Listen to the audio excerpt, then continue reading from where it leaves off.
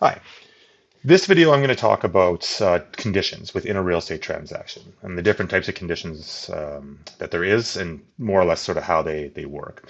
I do want to add that the information that I'm going to discuss now is relative to the market in which I operate as a realtor in, and that's in the province of Alberta in Canada. So take it as a bit of a general information, whereas it may be a bit different wherever it is that you're watching this video from.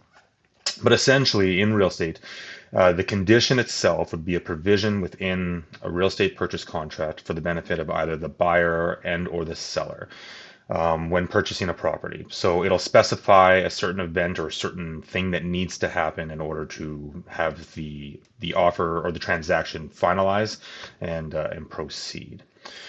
There are different types of conditions, and there can be many different conditions. There's general conditions that, for the most part, you'll see in every offer. And those ones is the ones I'm going to talk about today. So, financing condition is sort of your most common and the one you're going to see quite frequently. The majority of properties now will be requiring, or buyers will be requiring a mortgage. So, the majority of property transactions will have a financing condition in there. Essentially, with the finance condition, the buyer will need to make the condition subject to them securing financing to be able to purchase the properties. This is where they would confirm that they can get a mortgage to do that. So once the offer has been accepted, they're then able to take the offer to purchase, the MLS sheets, the details of the property, and forward it off to their lender. And then the lender gets working on it and we'll look at them, the property, and go through their process to finalize and ensure that they would then get approved for the mortgage.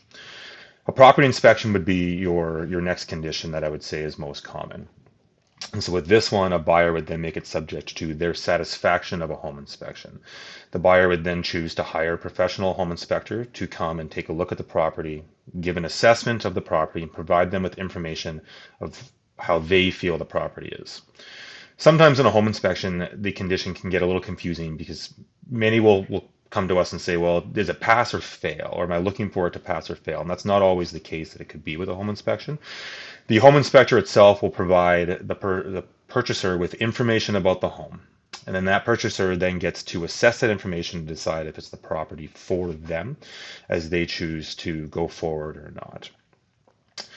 The next one, and a little bit less common, but can come up, is a sale of purchaser's property condition or sale of buyer's home. Right? And this one can be a little bit more confusing. There's a few more steps to it that kind of comes into it over the other two.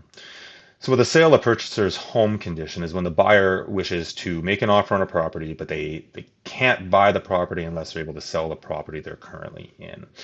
And some buyers will choose to do this if they're not prepared to sell their house yet unless they find the correct home for them first. So what they'll do is they'll make an offer and then they'll make a condition subject to the sale of a home, and they'll ask the seller to grant them a certain time to try to complete the house. So for example, let's say 30 days. Asking for 30 days to give us a try to sell our property. And the seller, if they agree, will usually put something on there called a time clause. And essentially what that does, it says, yes, we agree to accept your offer and give you time to sell your house, but we are going to continue to market our property and we are going to give you, let's say, 48 hours. Sometimes it's 24, 48, 72 hours, 2 business days, 3 business days, something along that line. But for example's sake, let's say 48 hours.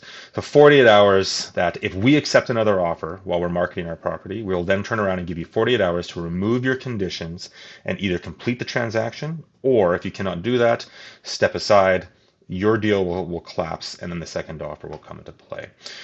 So that one can happen, a little bit more rare. Like I said, the first two, the financing and the inspection, is what you'll see more often. And then another condition that can come up, and again specific to a certain type of property, would be a review of condominium documents. In our market, it's condominium. In some markets, it'll be referred to as a strata. But essentially, if someone was to be purchasing a condominium, then they have a right to review the condominium documents of that condo and ensure this is a condominium that they're looking to buy into. So it would be, consider it like an inspection of the condo, the rules and bylaws, the financials, the minutes, things that, could determine whether or not somebody wishes to live in that condominium or not. And so then a seller will provide a set list of documents. The buyer will request a certain amount. The ones that apply, the seller provides. The buyer then reviews those documents. And if it's something that they deem that, yes, this works for me, then they will remove that condition and move forward, or vice versa. If it's not something that they wish to do, then that transaction would then end and both parties would go their separate ways, right? So those are just, I would say, four of the more common ones that we deal with, financing, inspection being the two bigger ones, the sale of home and condo being a bit more specific to a situation. And there can be many different conditions, very specific related to the situation as it goes. Essentially, if the conditions are met, then the buyer would then remove the conditions from the contract, say we've met and satisfied all our conditions, and then they would proceed with the transaction into finalizing and get everything done towards the closing and possession day. If the conditions are not met and one of those conditions or more of those conditions were not satisfied by the buyer, then they would not remove their conditions from the contract. The contract would then terminate and end. The deposit will be refunded back to the purchaser, and then both parties would essentially go on. So the seller would put their property back onto the market and continue to try to sell their house, right? And sometimes that can happen.